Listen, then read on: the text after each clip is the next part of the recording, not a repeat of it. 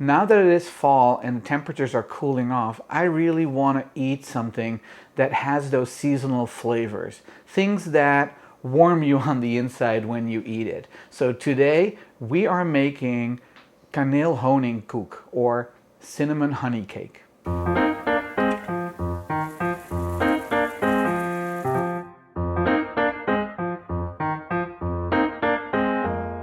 Hi, I'm Tuan and welcome to my kitchen. If you're new to this channel, I focus on cooking foods from my home country, the Netherlands, and some of its former colonies such as Indonesia. It's autumn and it's getting darker earlier in the day. It is the season to just curl up on the couch with a book and a cup of coffee and a nice piece of cake with the flavors of fall. The ingredients you will need are 400 grams of self-rising flour, 100 milliliters of a neutral flavored oil, we're using vegetable oil, 100 milliliters of honey, the darker the honey, the more flavor, 100 grams of superfine sugar, 1 whole egg and 1 egg yolk, a pinch of ground cloves, and a tablespoon of cinnamon. I would normally also add a pinch of salt to this recipe, but because our self-rising flour already has salt as one of the ingredients, I will not be adding it. Check the ingredients of your self-rising flour and determine whether or not to add salt to yours. One last ingredient you will need is 100 milliliters of boiling water.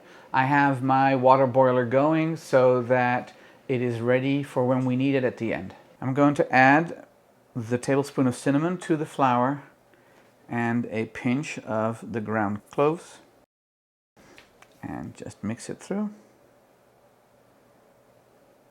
After I'm done mixing this through, we're going to sift it into a bowl to get rid of any lumps. So unlike some of my other recipes that can take quite a bit of time, like the croquette, this is quick and easy. So something that you can just make when you wake up and still have it done in time for breakfast. I'm sifting a little bit of flour at a time just because otherwise I end up making a mess and I don't like doing that.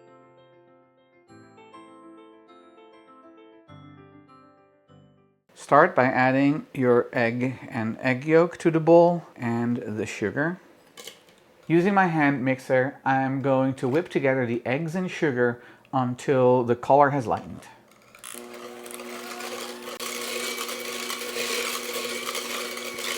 I'm going to pour the honey in as well. I'm using a spatula to make sure that I get the honey out. Now, don't worry, if for some reason there's a little bit of honey left in here, not the end of the world. Just use this measuring cup to put your boiling water in. That will melt any honey that is stuck to the walls, and then when you add it, you'll still get that honey in your final cake. Adding the oil, and now on a low speed, we're going to mix this together.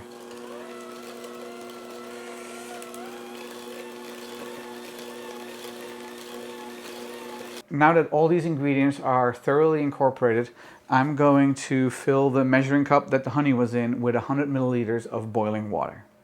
I'll be back.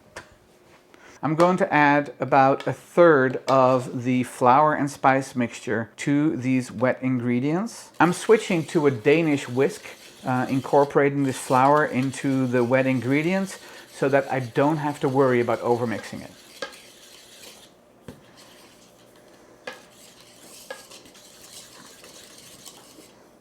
Now I'm going to add half of the boiling water and mix that through. I have preheated my oven to 350 degrees Fahrenheit or 180 degrees Celsius in non-convection mode. I added another third of the flour, and once that is all mixed through, we're going to add the rest of the hot water. The reason we don't add all the boiling water right away to the egg and sugar mixture is you don't want to scramble your eggs. So the flour is a little bit of a protection for that. Okay. Now that all the water is added, we're going to add the rest of the flour and finish mixing it. When you no longer see big streaks of flour, you know that you're ready to put the batter in your loaf pans. If you're using a regular loaf pan, this is enough for one. However, I am using these small paper loaf pans, the same that I used for the suikerbrood. I'll put the link to that recipe in the description. And I like using these because it makes for a nicer presentation and saves me quite a bit of cleanup. This batter is a little bit too thick to pour, so I'm going to use a spatula to divide it between the two loaf pans.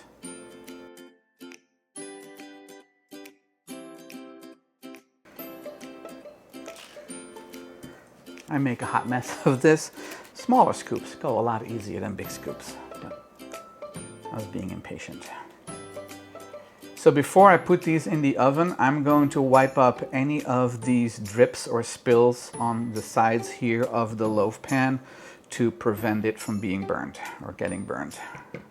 So with a piece of paper towel, I'm just wiping up some of the drips. If you like this video, please click the like and subscribe button. It will really help my channel. And if you want YouTube to notify you whenever I post a new video, click the bell. It's a pretty thick batter, so I don't think there's any air bubbles, but it doesn't hurt to kind of tap it onto your work surface to make sure that any air bubbles that may be there come out. It also helps distribute it evenly into the little loaf pan. They're ready to go into the oven. They will cook for somewhere between 30 and 40 minutes at this size, but really you know they're done when you insert a cake tester and it comes out clean. I have the rack in my oven in the center, and I'm going to add both of the loaf pans on there and set a timer for 30 minutes, which is the first time I'm going to test them. 30 minutes are over, and I'm going to check to see if they're done. And it is not a clean cake tester, so we're going to leave it in for another minute or so and check it again. So this one came out good, as did that one. Ready to take them out of the oven.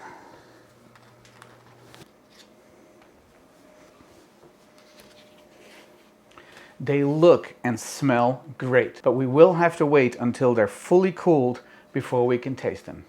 We let the cakes cool all the way, and normally if it is just my wife and I, we will just cut slices in the paper cake pan. But let's see if we can remove it and make a nice presentation out of it. So with an offset spatula, I'm going to just gently go around the edges. And hopefully this works. Wish me luck.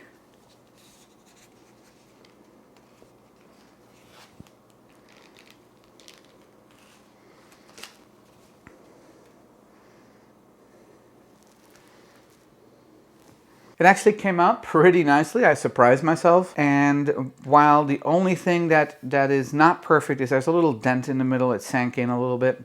It happens, it will still taste just fine. So I'm going to actually take it off the plate to cut it.